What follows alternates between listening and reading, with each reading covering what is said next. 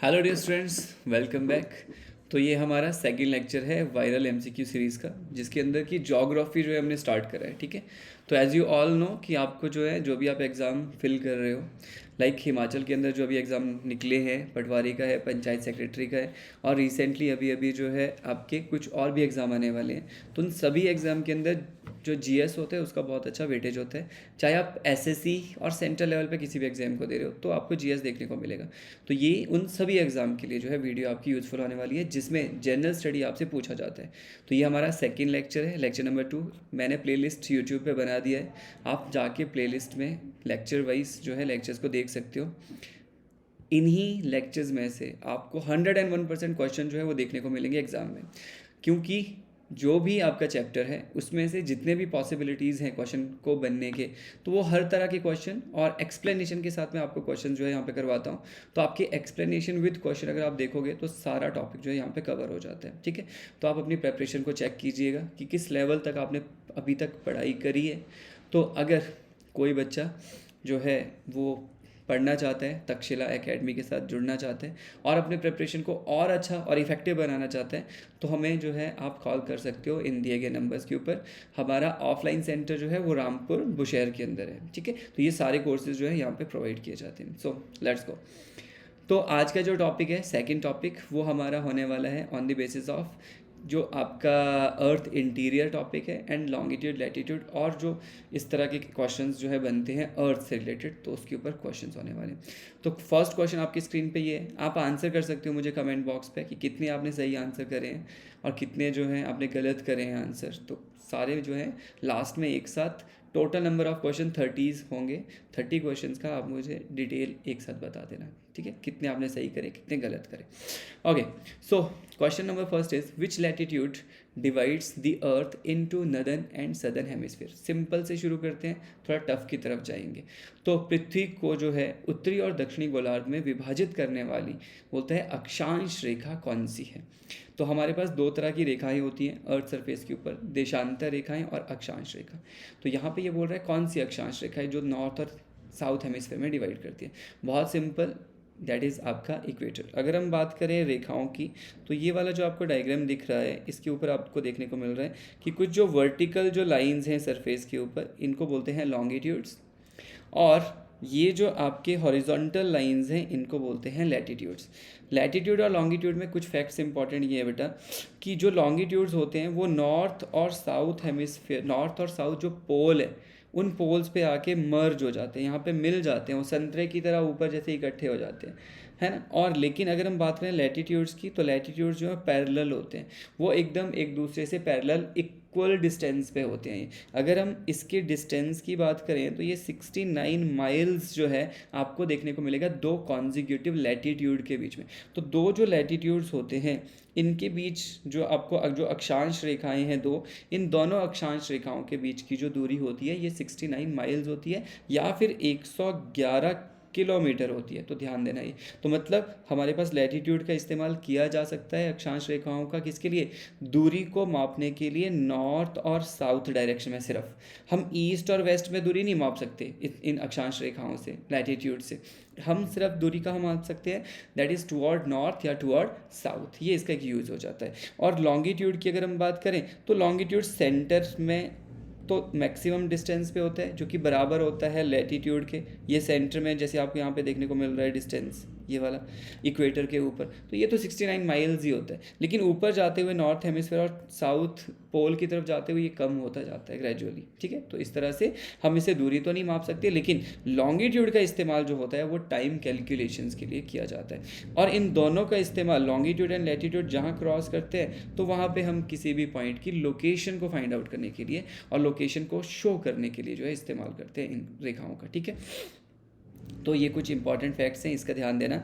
अब आप यहाँ पे देखो कि ये जो सेंटर में एक लगा है लैटिट्यूड, जिसको हम इक्वेटर बोलते हैं, इसको ग्रेटर सर्कल भी बोलते हैं क्योंकि सबसे बड़ा यहाँ पर इक्वेटर ही सबसे बड़ा एक सर्कल है, तो ग्रेटर सर्कल इसको कहा जाता है। और भी ग्रेटर सर्कल हैं, 3 तरह के हमें यहाँ ग्रेटर सर्कल देखने को मिलते हैं। तो जैसे आप यहाँ पे इसको देखोगे मैप को, तो सेंटर में जो है इक्वेटर है 0 डिग्री पे, ऊपर नॉर्थ की तरफ जाते जाओगे तो लैटिट्यूड जो है वो 90 डिग्री नॉर्थ तक मूव करते हैं, और टुवर्ड साउथ की तरफ आते जाओगे तो लैटिट्यूड जो है 90 डिग्री साउथ तक आते हैं। तो मतलब ये हुआ कि हमारे पास जो लैटिट्यूड्स हैं, अक्षांश रेखाएं हैं, वो 0 डिग्री से लेकर 90 डिग्री नॉर्थ और 90 डिग्री साउथ की तरफ आती हैं। ऐसा भी पूछ लेता है कहाँ से कहाँ तक एक्सटेंशन है, कौन सी रेखा कहाँ से कहाँ तक है।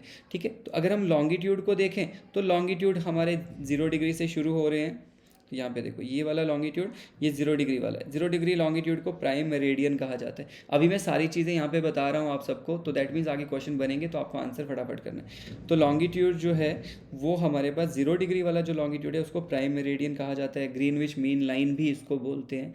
ठीक है, क्योंकि ये ग्रीनविच जगह है एक यूरोप के अंदर, वहाँ से क्रॉस होता है ये। अब यहाँ से जब आप ईस्ट की तरफ आते हो तो ये लॉन्गिट्यूड्स जो हैं ये 0 डिग्री से पीछे 180 तक जाता है, और 180 तक ईस्ट में जाता है, 180 तक वेस्ट में जाता है। इसीलिए जो हमारे पास क्या होती हैं, जो हमारे पास लॉन्गिट्यूड्स होते हैं, तो वो रेखाएं जो लॉन्गिट्यूड्स हैं तो वो हमारे पास देशांतर रेखाएं कहलाती हैं। हिंदी में इनको देशांतर रेखाएं कहते हैं। और ये देशांतर रेखाएं जो है बेटा, ये 0 डिग्री से कहाँ तक होती हैं, 180 डिग्री तक ईस्ट और 180 degree west. Okay, wait a minute, ये ओके डन। ठीक है, तो ये हमने यहाँ पे आंसर कर दिया है पहले का। तो इक्वेटर जो है वो 2 पार्ट में डिवाइड करता है, किसको, अर्थ को, northern hemisphere and southern hemisphere में। अगर आपको पूछेगा कि कौन सी लाइन जो है अर्थ को डिवाइड करती है ईस्टर्न हेमिस्फीयर और वेस्टर्न हेमिस्फीयर में, तो कमेंट में बताना मुझे कौन सी लाइन होगी। ठीक है, अभी मैंने आपको बताया। How many total number of latitudes are there on the earth, कितने नंबर ऑफ लैटिट्यूड अर्थ के ऊपर है। हमने इमेजिनरी लाइन्स लगाई हैं। ये जो लैटिट्यूड है, लॉन्गिट्यूड है, अक्षांश रेखाएं, देशांतर रेखाएं, ये सिर्फ एक इमेजिनरी लाइन्स है। हमने अपनी सुविधा के लिए इन लाइंस को जो है ड्रॉ करा है मैप के ऊपर। ठीक है, तो बताओ मुझे कितने नंबर ऑफ लाइंस जो है हमारे पास हैं टोटल लैटिट्यूड्स। तो आपको बताना है लैटिट्यूड्स कितने टोटल नंबर हैं, जो फ्लैट लाइंस होती हैं, पैरेलल लाइंस कितनी हैं। तो यहाँ पे बहुत सारे बच्चे जो हैं वो आंसर कर सकते हैं 180 या कुछ। अगर आप यहाँ पे देखोगे बेटा इसको, तो यहाँ पे 0 डिग्री है, 0 से लेकर 90 डिग्री तक ये लाइन जा रही है, हर एक डिग्री पे एक लाइन लगी हुई है, तो मतलब 90 लाइन हो गई।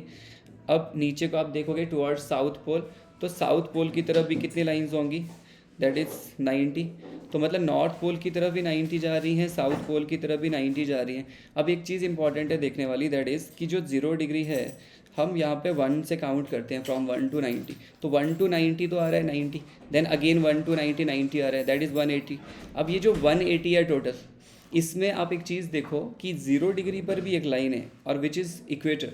सो 0 डिग्री जो है वो काउंट नहीं हो रहा है, तो दैट मीन्स हम इसको भी यहाँ पे ऐड करेंगे, है ना, क्योंकि हम 1 से 90 तक ऐड कर रहे थे, 1 से 90 तक 0 तो ऐड नहीं करते हैं।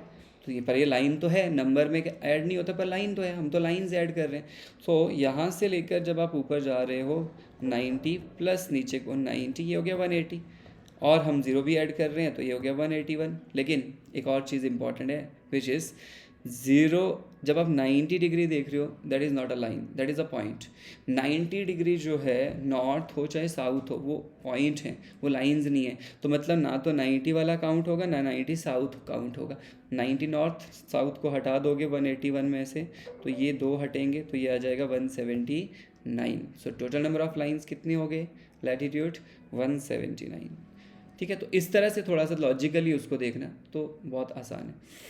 Next, which longitude is considered the prime meridian, कौन से लॉन्गिट्यूड को प्राइम मेरिडियन बोलते हैं, मैंने पीछे बताया था, आप मुझे आंसर दो कमेंट बॉक्स में। Number 4th question, total number of longitude on earth is. अब आपको लॉन्गिट्यूड बताने हैं कितने टोटल नंबर हैं। जैसे मैंने लैटिट्यूड अभी आपको काउंट करवा के बताया, वैसे ही मुझे आप बताओ कमेंट में कि कितने हो सकते हैं टोटल नंबर ऑफ लॉन्गिट्यूड्स। ठीक है, देन 5th क्वेश्चन पे आते हैं, which latitude is known as the heat zone, कौन से लैटिट्यूड को हीट जोन बॉर्डर कहा जाता है, कौन से हैं हीट जोन बाउंड्री।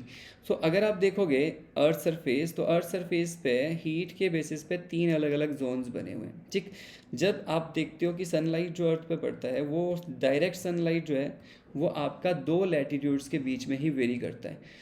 अब एक लैटिट्यूड जो है that is tropic of Capricorn, दूसरा है tropic of Cancer. So that means कि डायरेक्ट सनलाइट जो है ये वेरी करता है फ्रॉम ट्रॉपिक ऑफ, कहाँ से, कैंसर से ट्रॉपिक ऑफ कैप्रिकॉर्न के बीच में। तो ध्यान देना, इन दोनों लैटिट्यूड के बीच में डायरेक्ट सनलाइट जो है वो वेरी करता है, ठीक है। इसी वजह से आप देखते हो कि जो आपके डे टाइम होते हैं तो वो वेरी करते हैं, डे टाइम सीजनली वेरी करते हैं। तो आगे चल के हम जब डिटेल में पढ़ते हैं क्लास के अंदर तो ये सारी चीज़ें इस तरह से पढ़ी जाती है कि कैसे जो है टाइम वेरी करता है, सीज़न कैसे वेरी करते हैं, सीज़न के अकॉर्डिंग जो है डे टाइम और नाइट टाइम कैसे वेरी करता है, ठीक है। तो अभी आप बस इतना याद रखो कि जब डायरेक्ट सनलाइट होता है ट्रॉपिक ऑफ कैंसर के ऊपर, मतलब नदर्न हेमिस्फीयर में, तो उस टाइम पे आप एक चीज़ ध्यान दो कि नदर्न हेमिस्फीयर में डायरेक्ट सनलाइट है तो इस टाइम पे सबसे लंबा दिन होता है नदर्न हेमिस्फीयर में, ठीक है, जो कि 21 जून। और सबसे छोटा दिन होता है इस टाइम पे कहाँ, सदर्न हेमिस्फीयर में, जो कि 22 दिसंबर होता है, जब नदर्न हेमिस्फीयर में डायरेक्ट सनलाइट है कहाँ, ट्रॉपिक ऑफ कैंसर पे। फिर ट्रॉपिक ऑफ कैंसर के बाद डायरेक्ट सनलाइट ऊपर नहीं जा सकता, वो नीचे आना शुरू हो जाती है धीरे धीरे। दैट इज़ ड्यू टू किसकी वजह से, जो रिवॉल्व कर रहा है अर्थ सन के चारों तरफ। तो रेवोल्यूशन और अर्थ का अपने एक्सिस पर टिल्ट होना, अर्थ अपने एक्सिस पर टिल्ट है 23.5 डिग्री और फिर वो रिवॉल्व कर रहा है सन के चारों तरफ। इन दोनों चीज़ों की वजह से ही ये सब होता है, ये जो फिनोमेना है। क्लास के अंदर कभी मैं बहुत अच्छे से डिटेल में वीडियो डालूंगा, तो आप चाहते हो तो मैं ज़रूर डालूंगा, आप मुझे कमेंट बॉक्स में बताना, ठीक है।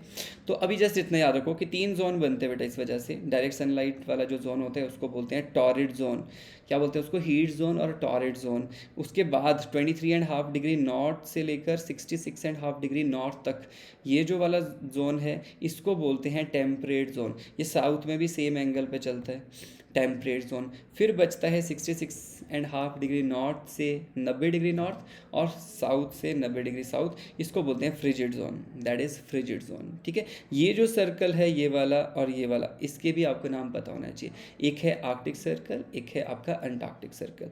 तो Antarctic circle and Arctic circle जो है ये 66.5 डिग्री नॉर्थ और साउथ पे आपको देखने को मिलते हैं, ठीक है। तो यहाँ पे कितने सर्कल हैं, एक ग्रेटर सर्कल हो गया इक्वेटर, उसके बाद हो गया ट्रॉपिक ऑफ कैंसर वाला सर्कल, ट्रॉपिक ऑफ कैप्रिकॉर्न वाला सर्कल, ये 3 ग्रेटर सर्कल हैं अर्थ पे। एक और सर्कल है जो कि यहाँ पे बनता है बीच में सेंटर के अंदर, ठीक है, जहाँ पे सामने 0 डिग्री का लॉन्गिट्यूड है और पीछे 180 डिग्री का लॉन्गिट्यूड है, तो ये सर्कल बन रहा है। लेकिन एग्जैक्ट 3 सर्कल ये हैं जो मैंने आपको अभी बताया, equator, tropic of Cancer, tropic of Capricorn, ये 3 ग्रेटर सर्कल माने जाते हैं। Okay, so next, India lie in which hemisphere, India कौन से हेमिस्फीयर में आता है, बहुत आसान है, मैप देख लो ढंग से। तो यहाँ पे आप देखोगे इक्वेटर है, ऊपर नदर्न हेमिस्फीयर है, तो नदर्न हेमिस्फीयर में आता है। यहाँ से बीच में से वो आपका प्राइम मेरिडियन जाता है, तो ये वाला जो है हमारे पास ये क्वाड्रेंट आ जाता है, जो कि हमारे पास है कौन सा, ये नॉर्थ है, ये ईस्ट है, तो नॉर्थ ईस्ट के अंदर एग्जैक्टली इंडिया लाई करता है। सारे कॉन्टिनेंट्स आपको पता होना चाहिए कौन सा किस क्वाड्रेंट के अंदर आपको आता है। ये हमारा जो है टेलीग्राम चैनल है, आप इसको स्कैन करके डायरेक्ट जो है हमारे टेलीग्राम चैनल को ज्वाइन कर सकते हो। आपको वहाँ पे पीडीएफ्स जो है, जो भी डिस्कशन होगा, चाहे करंट अफेयर आने वाले टाइम में डिस्कशन होगा या और भी बहुत सारे डिस्कशंस होंगे यहाँ पे यूट्यूब के अंदर, ठीक है, तो आप यहाँ पे जो है जाके ज्वाइन कर सकते हो। आपको जो है वहाँ पे पीडीएफ्स मिल जाएंगे, वीडियो लिंक्स भी मिल जाएंगे। कभी अगर मिस होता है, आपसे नोटिफिकेशन आपके पास नहीं आता है, तो वहाँ जाके आप चेक कर सकते हो। So next, rotation of earth cause, earth जब रोटेट करता है तो वो क्या कॉज करता है। अर्थ के 2 तरह के मूवमेंट होते हैं, एक अर्थ अपने एक्सिस पे घूमता है, जैसे यहाँ पे अपने एक्सिस पे घूम रहा है, दैट इज़ कॉल्ड रोटेशन, और एक अर्थ सन के चारों तरफ घूमता है, that is called revolution. So one is revolution and other one is rotation. तो आपको ये बताना है कि रोटेशन क्या कॉज करता है, रोटेशन की वजह से होता क्या है। तो बेटा रोटेशन की वजह से सिंपल चीज़ है कि सन तो एक जगह है, अर्थ या तो इसके चारों तरफ घूम रहा है और दूसरा अपने ही एक्सिस पे घूम रहा है। अपने एक्सिस पर घूमने से जब सन की, या फॉर एग्जांपल ये वाला लेते हैं, ये डायग्राम लेते हैं, ठीक है। तो यहाँ पे जब सन के सामने ये, तो ये वाला साइड में लाइट पड़ रही है, तो ये यहाँ क्या है, डे है। बैक साइड में इसकी शेडो पड़ रही है, तो क्या है, नाइट है। तो जैसे ये शेडो वाला आगे आएगा तो डे हो जाएगा, डे वाला पीछे जाएगा तो नाइट हो जाएगा। सो दैट मीन्स रोटेशन जो है वो क्या कॉज करता है, वो आपका डे और नाइट कॉज करता है। और जो रेवोल्यूशन है, जो सन के चारों तरफ घूमने वाला जो प्रक्रिया है, वो सीजन्स चेंज होते हैं उसकी वजह से, और डे और टाइम, नाइट टाइम के अंदर चेंज होता है उसकी वजह से। अब एक और चीज़ ध्यान देना, सिर्फ सन के चारों तरफ घूमने से ये नहीं होता, सन के चारों तरफ घूमने के साथ साथ अर्थ जो अपने एक्सिस पर टिल्ट है, देखो ये वाला नेचुरल ये वाला होना चाहिए था, ये आपका परपेंडिकुलर ऑर्बिट के परपेंडिकुलर एक्सिस है ये वाली, लेकिन अर्थ जो है वो ऐसे टिल्ट है और यहाँ ऐसे घूम रही है अपनी जगह से। अर्थ ऐसा सीधा नहीं है, ऐसा सीधा नहीं है, अर्थ जो है कैसा है, ऐसा टेढ़ा है। अब वो ऐसे घूम रहा है और साथ में सूरज के चारों तरफ भी घूम रहा है। तो ये जो टिल्ट है दिस वन, इस वाले के बेसिस पर, मतलब एक तरफ हमारे पास हो गया इसका एक्सिस, मतलब जो आपका ऑर्बिट होता है जिस एक्सिस में ये घूमता है, तो एक हो गया ऑर्बिट का एक्सिस, एक हो गया जिसे या जहाँ ये टिल्ट है। अब एंगल बन रहा है ना बीच में, नहीं तो ये ऐसा था, अब ये ऐसा हो गया। ये जो एंगल बन रहा है दैट इज़ 23.5 डिग्री। तो ये वाला दिस वन, ये डायग्राम पे जो एंगल दिख रहा है दैट इज़ 23.5 डिग्री एंगल। तो इतने एंगल पे अर्थ अपने एक्सिस पे झुका हुआ है। अलग अलग प्लैनेट अलग अलग एक्सिस पे झुके हैं। फर्स्ट लेक्चर के अंदर मैंने आपको बताया था कि सबसे ज़्यादा कौन टिल्ट है, कमेंट में बताना कौन सा प्लैनेट सबसे ज़्यादा एक्सिस पे टिल्ट हुआ है, ठीक है, जिसकी वजह से वहाँ सीवियर जो हैं आपको देखने को मिलते हैं चेंजेस क्लाइमेटिक, है ना, टेम्परेचर में। सो विन अब यहाँ पर अपने एक्सिस पे घूमने के साथ साथ, मतलब अपने एक्सिस पे टिल्ट होने के और घूमने के साथ साथ ये सन के चारों तरफ भी घूमता है, रेवोल्यूशन करता है। और ये जो रेवोल्यूशन हो रहा है ना, उसकी वजह से मैंने बताया था सीजन्स में चेंज आता है। तो देखो यहाँ पे जब नॉर्थ हेमिस्फीयर में विंटर्स होते हैं तो कब होता है, दैट इज़ आपका 21 या फिर 22 दिसंबर, ठीक है। इधर जब सन और अर्थ बिल्कुल आपको देखने को मिलेंगे इस तरह से कि सनलाइट जो है वो डायरेक्ट पड़ रही है इक्वेटर के ऊपर। तो जब इक्वेटर के ऊपर डायरेक्ट सनलाइट आती है उस टाइम पीरियड पे आप देखते हो कि हमारे पास दो सीजन्स हो सकते हैं। या तो एक होता है सीज़न स्प्रिंग का जो कि मार्च वाला टाइम होगा, ठीक है, 20-21 मार्च के आसपास, या फिर सीज़न जब सन यहाँ पूरा घूम के इधर आ गया होगा ना ये वाली साइड में, उस टाइम भी इक्वेटर पे ही पड़ेगी सनलाइट डायरेक्ट। उस टाइम पे ऑटम सीज़न होगा। ऑटम सीज़न भी आप देखोगे तो सितंबर में आपको देखने को मिलेगा, दैट इज़ 22 और 23 सितंबर। तो 22-23 सितंबर का टाइम ये है, और ये हमारे पास 21-20 मार्च का टाइम है। एक स्प्रिंग है, एक ऑटम सीज़न। अब यहाँ पे जो विंटर है, विंटर तब होता है, नॉर्थ हेमिस्फीयर की बात कर रहा हूँ मैं, जब आपको डायरेक्ट सनलाइट देखने को मिलती है कहाँ, नदर्न हेमिस्फीयर में। क्योंकि नदर्न हेमिस्फीयर में अगर हम बात कर रहे हैं समर नदर्न हेमिस्फीयर में, तो साउथ में विंटर है। अगर साउथ में समर है तो नॉर्थ में विंटर है। तो यहाँ पर जो है ये नॉर्थ हेमिस्फीयर के विद रिस्पेक्ट बात हो रही है इस डायग्राम के अंदर। तो मतलब विंटर लिखा है तो नॉर्थ में विंटर कब है, तो नॉर्थ में विंटर तब होगा जब डायरेक्ट सनलाइट नॉर्थ हेमिस्फीयर में ना होकर साउथ हेमिस्फीयर में होगी। तो मतलब डायरेक्ट सनलाइट कहाँ होगा, दैट वाज आपका ट्रॉपिक ऑफ कहाँ पर, कैप्रिकॉन, 23.5 डिग्री साउथ में, ये वाला यहाँ। जब यहाँ डायरेक्ट सनलाइट होती है तो नदर्न हेमिस्फीयर में विंटर होता है क्योंकि सनलाइट यहाँ अच्छे से पहुँचती नहीं है, टिल्ट होती है सनलाइट, और सदर्न हेमिस्फीयर में समर होता है, ठीक है। और यहाँ पर जब डायरेक्ट सनलाइट होती है नॉर्थ हेमिस्फीयर में ट्रॉपिक ऑफ कैंसर में, तो यहाँ समर है और नीचे क्या है, विंटर। तो इस तरह से आपको ये चीज़ें भी पूछी जा सकती हैं, इनको ध्यान रखना। सो रेवोल्यूशन ऑफ द अर्थ क्या कॉज करते हैं। अब आ गया सवाल कि रेवोल्यूशन जो सन के चारों तरफ घूमते हैं उसको रेवोल्यूशन बोलते हैं, बताओ क्या कॉज करते हैं, आपने मुझे बताना है इसमें। Time taken by the earth for one rotation is approximately, earth कितना टाइम लेता है एक रोटेशन के लिए, मतलब अपने एक्सिस पे घूमने के लिए कितना टाइम लेता है अर्थ, तो दैट इज़ आपका 23 घंटे पूरे होते हैं, 56 मिनट होते हैं, और 56 मिनट के साथ कुछ सेकंड्स भी होते हैं, पर 23 घंटे 56 मिनट आप सिंपल याद रख सकते हो। ये इसका एक पूरा कंप्लीट रोटेशन होता है। अब इसको क्या बोलते हैं ये भी आपको पता होना चाहिए। देखो इधर अगर आप देखोगे ध्यान से तो क्या है कि यहाँ से जब यहाँ पे कोई पॉइंट है जो आदमी देख रहा था डायरेक्ट, फॉर एग्जांपल वो सन को देख रहा था, ठीक है, तो इस डायग्राम में समझाता हूँ अच्छे से। यहाँ पर सन है, यहाँ कोई पर्सन है, यहाँ वो सन को देख रहा था, और अर्थ जो है अपना रोटेट होना शुरू करती है, रोटेट होके वापस यहाँ पहुँचेगी। वो पर्सन जो ये रोटेट हुआ ये अर्थ, उसकी वजह से वो पर्सन भी रोटेट हुआ, सन तो वहीं रहेगा, और वापस जब वो सन के सामने पहुँचेगा तभी तो 360 बनेगा। लेकिन एक प्रॉब्लम हो जाती है, जब यहाँ पे अर्थ अपने एक्सिस पे रोटेट हो रहा होता है तो वो साथ साथ में सन के चारों तरफ भी तो घूम रहा है ना, तो वो थोड़ा आगे भी शिफ्ट हो जाता है। अब होगा क्या, जैसे वो यहाँ इधर को देख रहा है और अर्थ रोटेट होना शुरू हो रही है, तो जब वो वापस इधर को देख रहा होता है और अर्थ यहाँ से रोटेट होके वापस जब पहुंचा होता है तो आगे सन नहीं होता है, क्योंकि वो अपनी जगह से शिफ्ट हो गया है ऊपर को, अर्थ शिफ्ट हो गया, इसीलिए उसका डायरेक्शन ये रहा, सन के चाप देखने का ये था जो पहले पहले भी यही था स्ट्रेट। लेकिन सन कहाँ है, सन तो नीचे आ गया, एंगल में चेंज आ गया क्योंकि अर्थ अपनी जगह से रिवॉल्व कर गई सन के चारों तरफ आगे। तो जैसे ही वो सन के चारों तरफ आगे मूव करने के लिए कुछ बढ़ती है, तो ये वाला पॉइंट जो आगे देख रहा था इंसान, उसके सामने सूरज नहीं होता है, पर उसका एक रोटेशन तो कंप्लीट हो गया होता है, और ये हो चुका होता है 23 घंटे 56 मिनट में। अब सन को वापस जहाँ पे सन है वहाँ तक उस पॉइंट को पहुँचने के लिए थोड़ा और टाइम आगे को लगता है, वो लगता है 4 मिनट।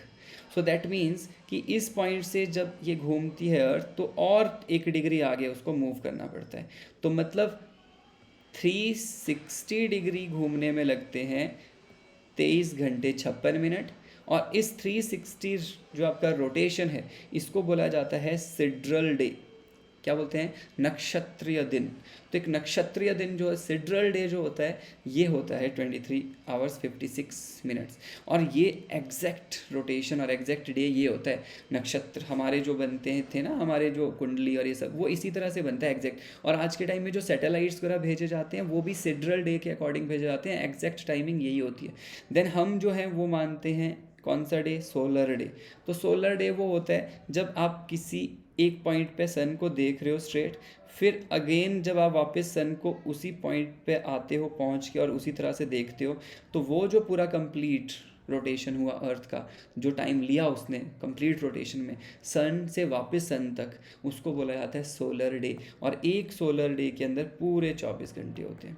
ये होता है 24 घंटे का। सोलर डे 24 आवर का होता है। एक सिड्रल डे जो है 23 आवर्स 56 मिनट का होता है। ठीक है, 360 रोटेशन जो होता है डिग्री का, वो सिड्रल डे में होता है। और सोलर डे में जो रोटेशन होता है वो 361 डिग्री होता है, 1 डिग्री और हो जाता है वो। तो 1 डिग्री अर्थ आगे घूमने में 4 मिनट लेती है। ठीक है, बाकी डिटेल में फिर कभी क्लास में। ठीक है, तो अभी आपको पता चल गया होगा एटलीस्ट कि क्या बोलना चाह रहा हूँ मैं। तो यहाँ पे ये बोल रहा है बेटा कि सिड्रल डे जो है वो होता है, रोटेशन अप्रॉक्सीमेट होता है 23 आवर एंड 56 मिनट, जिसको सिड्रल डे कहा जाता है। उसके साथ साथ सोलर डे क्या होता है वो मैंने आपको बता दिया। तो how much time does earth take to rotate 1 degree latitude.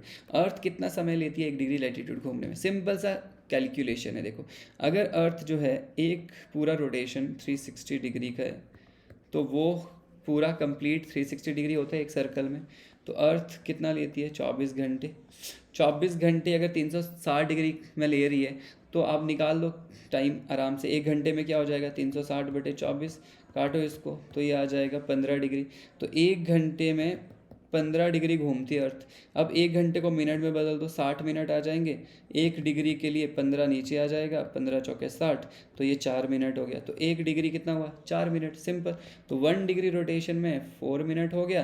1 our rotation में 15 डिग्री घूमता है, और 24 घंटे में 360 घूमता है, ख़त्म। इसी चीज़ का इस्तेमाल किया जाता है किसको, टाइम कैलकुलेशन के लिए, बाद में आपने पढ़ा होगा, है ना।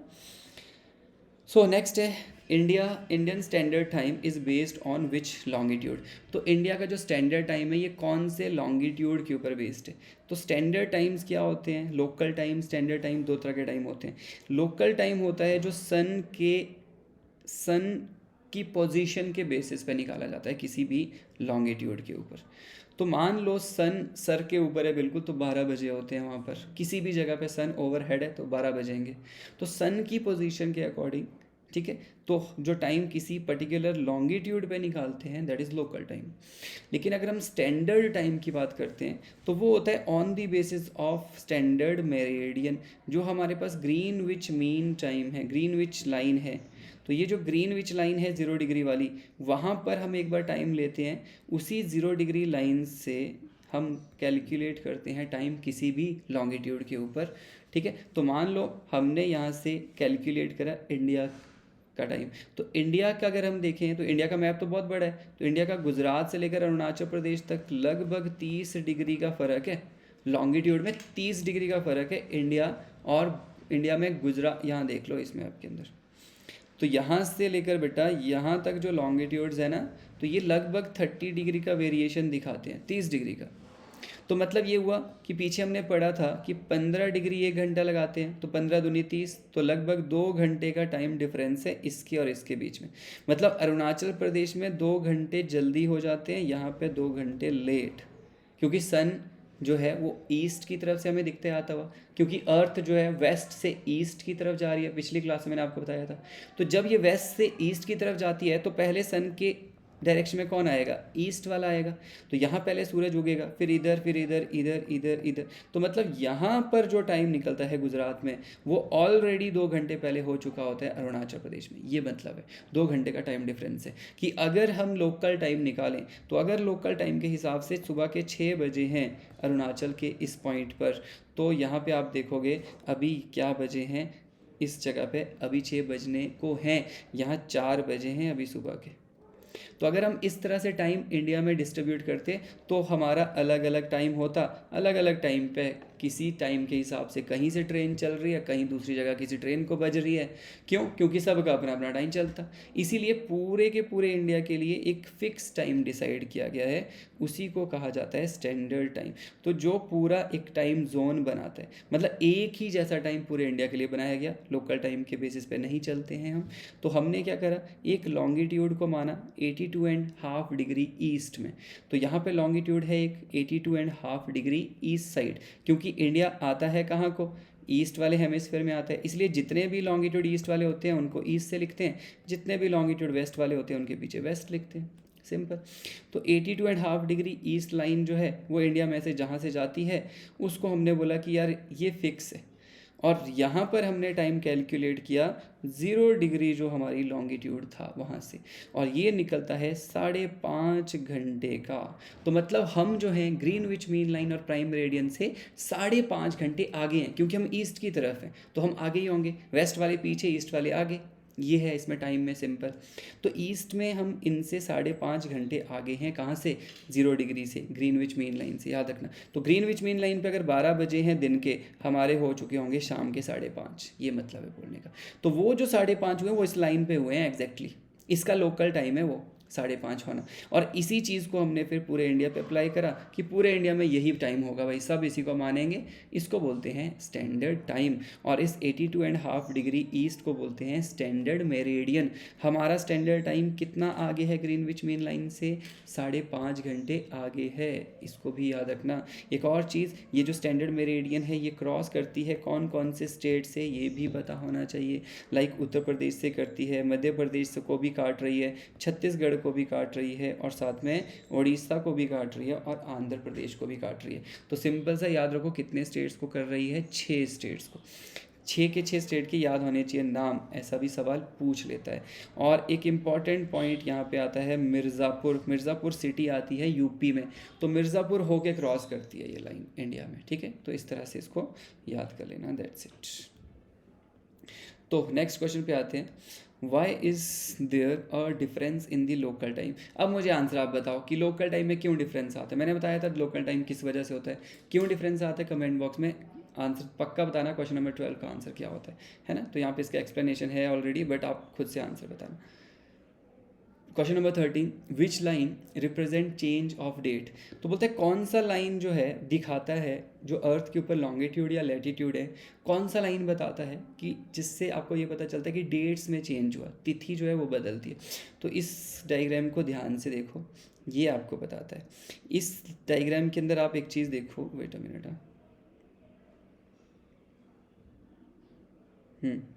अब इस डायग्राम में एक चीज़ देखो कि हमारे पास लॉन्गिट्यूड एक है, जो लॉन्गिट्यूड है वो 180 डिग्री का लॉन्गिट्यूड है, जो बैक साइड है 0 डिग्री के।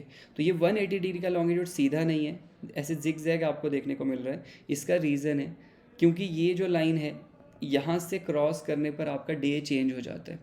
तो थोड़ा पॉलिटिकली डे जो है वो सेम रहे। जैसे अमेरिका की एक टेरिटरी आपको देखने को मिलेगी, अमेरिका इधर एक आइलैंड देखने को मिलेगा, दैट इज़ क्या, हवाइन आइलैंड। तो ये हवाइन आइलैंड वगैरह जो है ना, इनके पास से इसको थोड़ा सा टेढ़ा कर दिया गया है, क्योंकि उसके कुछ आइलैंड्स जो है इस लाइन से कट हो रहे थे। तो अमेरिका की टेरिटरी एक दूसरे दिन में चल रही होती है और एक दूसरे दिन में। तो मतलब बहुत जगह पे आपको आइलैंड्स के बीच में ऐसे इसको अलग अलग ऐसे टेढ़ा मेढ़ा देखने को मिलेगा। सबसे पहले लाइन इंटरनेशनल डेट लाइन कहलाती है, लॉन्गिट्यूड है 180 डिग्री का लॉन्गिट्यूड है, ईस्ट वेस्ट दोनों एक ही पॉइंट है 180 डिग्री। अब खास बात ये है कि अगर आप इस 180 डिग्री को सेंटर में रखते हो तो ये क्रॉस करती है पैसिफिक ओशन में से, पैसिफिक ओशन में से आएगी और यहाँ एक स्ट्रेट है यहाँ पर जो कि दो बड़े बड़े ओशंस को कनेक्ट करता है और दो बड़े बड़े कॉन्टिनेंट को डिवाइड करता है, नॉर्थ अमेरिका और यूरोप और आपका एशिया, एशिया का रशिया वाला जो पार्ट है, तो एशिया और नॉर्थ अमेरिका को ये बीच में से सेपरेट करता है। पैसिफिक ओशियन है यहाँ पे, तो पैसिफिक ओशियन को जो है ये कनेक्ट करता है, ठीक है। तो आपको याद रखना है आर्कटिक और पैसिफिक ओशन इन दोनों को कनेक्ट कर रहा है आपस में। अब इम्पॉर्टेंट चीज़ ये है कि अगर आप इस लाइन को सेंटर में ले रहे हो, पैसिफिक ओशन को बीच में कर रहे हो, ऐसे पूरा का पूरा मैप इस तरह से स्लाइड करो, ऐसे स्लाइड करोगे तो आपके पास देखने को मिलेगा कि एशिया वेस्ट की तरफ चला गया और ईस्ट की तरफ अमेरिका आ गया, पीछे से ऐसे गोल घुमाओ उसको। तो जब इसको ऐसे स्लाइड करोगे फ्रॉम राइट टू लेफ्ट की तरफ मैप को, तो राइट से लेफ्ट खींचो ज़रा मैप को, तो एशिया कहाँ चला गया, वेस्ट में, अमेरिका कहाँ आ गया, ईस्ट में, और बीच में आ गया पैसिफिक ओशन। अब इसको रखो वेस्ट और ईस्ट, क्योंकि हम पैसिफिक ओशन की वेस्ट ईस्ट की बात कर रहे हैं। तो जब हम पैसिफिक ओशन इस लाइन से पैसिफिक ओशन में किधर को जाते हैं उसको ध्यान से देखो। जब आप टूअर्ड जा रहे हो पैसिफिक ओशन में वेस्ट की तरफ, पैसिफिक ओशन में वेस्ट बोल रहा हूँ मतलब एशिया की तरफ जब आप जा रहे हो, सिंपल भाषा ये हुई। तो जब आप एशिया की तरफ जाते हो उस लाइन को क्रॉस करके, तो आपका एक दिन लॉस होता है। और जब आप अमेरिका की तरफ आते हो मतलब पैसिफिक ओशन के ईस्ट कोस्ट की तरफ इधर को आओगे, तो आपका एक दिन बढ़ता है, आप गेन करते हो एक दिन। तो दैट मीन्स याद रखना इस इंटरनेशनल डेट लाइन से टूवर्ड जब आप जा रहे हो पैसिफिक ओशन में वेस्ट की तरफ, तो आप गेन करते हो डे, या एशिया की तरफ जा रहे हो इस तरह से, मतलब इसको ऐसे याद रखो कि कहाँ को गेन हो रहा है कहाँ को लॉस हो रहा है। तो जब आप एशिया की तरफ जा रहे हो तो लॉस होगा दिन, जब आप अमेरिका की तरफ जा रहे हो तो गेन होगा दिन। ऐसा क्यों होता है मैं आपको थोड़ा सा समझा देता हूँ ताकि रट्टा ना मारना पड़े। सिंपल कहानी है, मैंने आपको बताया था कि दिन शुरू होता है ईस्ट में, ईस्ट मतलब नॉर्मल मैप के ईस्ट में, मतलब एशिया में, एशिया में दिन शुरू होता है, ख़त्म होता है अमेरिका में, ऐसा याद रखो, क्योंकि ईस्ट से वेस्ट की तरफ दिन शुरू होता है और ख़त्म होता है। अगर एशिया में दिन शुरू हो गया है तो यहाँ कोई दिन शुरू हो गया है और बाद में जाके वो यहाँ पे ख़त्म होगा। तो बेटा अगर हम अभी हमारा ये दिन यहाँ शुरू हुआ ही नहीं, अमेरिका में दिन शुरू हुआ ही नहीं और इन लोगों का शुरू हो चुका है, तो अगर हम इन दिन वालों जिनका शुरू हो गया है वहाँ से वापस अमेरिका जाएं तो हमारे को फिर से ये देखना को मिलेगा, दिन मिलेगा ना, क्योंकि सुबह अभी यहाँ तो मान लो रात है, इधर तो अभी सुबह होनी है। तो वापस अगर हम इस लाइन से ईस्ट की तरफ आते हैं, मतलब हम अमेरिका की तरफ आते हैं, तो हमें वो दिन वापस मिलेगा देखने को, इसलिए उसको बोलते हैं गेन अ डे। लेकिन अगर हम अमेरिका में हैं और सीधा जंप करें इस लाइन के क्रॉस एशिया की तरफ, तो हमने अभी जो दिन देखना था वो मिला ही नहीं, हम वापस से जो है अगले दिन में निकल गए, तो मतलब यहाँ एक दिन का लॉस हो गया। तो इस तरह से ये होता है गेन अ डे और लूज अ डे, तो ऐसे इसको ध्यान देना, ठीक है। सो नेक्स्ट है season occurs due to, season क्यों आते हैं पीछे मैंने बहुत डिटेल में आपको बताया, आप मुझे इसमें आंसर दो। सो जो भी बच्चे रामपुर के आसपास के हैं और बाकी जगह के भी हैं, तो आप जो है बेटा सबसे पहले कोई भी किसी भी तरह का इन सारे एग्ज़ाम से रिलेटेड प्रिपरेशन करना चाहते हैं, सो यू कैन कॉल अस, आप इन नंबर पे हमें कॉल कर सकते हो, ज्वाइन कर सकते हो हमें ऑफलाइन सेंटर रामपुर के अंदर, और हमारा ऑफिस भी विजिट कर सकते हो आप कॉल हमें करके, और लोकेशन हमें हमने यहाँ पे दे रखा है ना।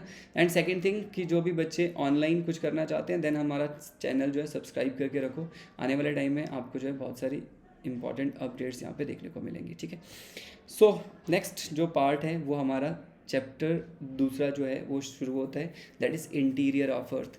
इंटीरियर ऑफ अर्थ हम यहाँ पे डिस्कस करने वाले हैं, जिसमें हम देख रहे हैं रॉक सिस्टम हम पहले पढ़ेंगे और अर्थ का इंटीरियर, इन दोनों चीज़ों के बारे में हम यहाँ पे डिटेल में पढ़ने वाले हैं। So which rock is called primary rock, किस रॉक को प्राइमरी रॉक कहा जाता है? जिस रॉक की वजह से सारी की सारी रॉक्स बनी हैं, जो रॉक सबसे पहले बनी थी दैट इज़ प्राइमरी रॉक, हाँ, and which is igneous rock. तो यहाँ पे आग्नेय जो शेल है उसको यहाँ पे कहा जाता है प्राथमिक चट्टान।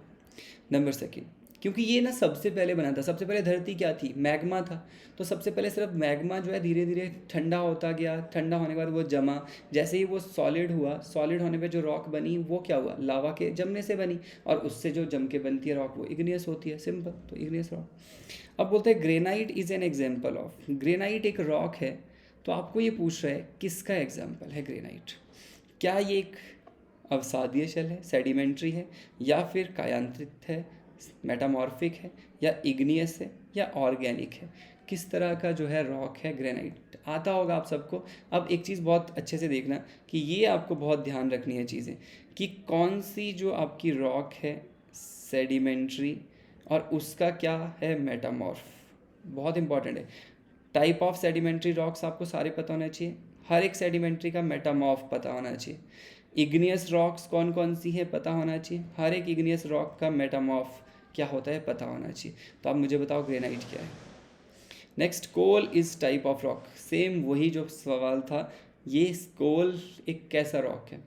कोल सेडिमेंट्री भी है, कोल मेटामॉर्फ भी हैं, पर कौन सा कोल सेडिमेंट्री है कौन सा मेटामॉर्फ है ये इंपॉर्टेंट है। एंथ्रेसाइट जैसे है वो कि एक मेटामॉर्फ कोल है वो, लेकिन हम जब नॉर्मल पीट कोल की बात करते हैं वो सेडिमेंट्री रॉक में आ जाता है ना। Then which rock changes due to the heat and pressure, कौन सा रॉक बदलता है जब हम हीट और प्रेशर, जब हम मतलब जब नेचुरल बहुत ज़्यादा हीट बढ़ जाती है अर्थ के अंदर और प्रेशर जो है बहुत ज़्यादा बढ़ जाता है अर्थ के अंदर, तो कौन सा रॉक जो है बनता है, तो वो होता है कायांतरिक मेटामॉर्फ। सेडिमेंट्री रॉक बनता है जब सेडिमेंट्स जमते हैं और एक दो तीन लेयर सेडिमेंट्स जब लेयर टू लेयर डिपॉजिट होते हैं, तो अपर जो लेयर्स होती है सेडिमेंट की वो लोअर लेयर के ऊपर प्रेशर लगाती हैं, और एक फिनोमिना होता है जिसको आप बोलते हो क्या, लिथिफिकेशन।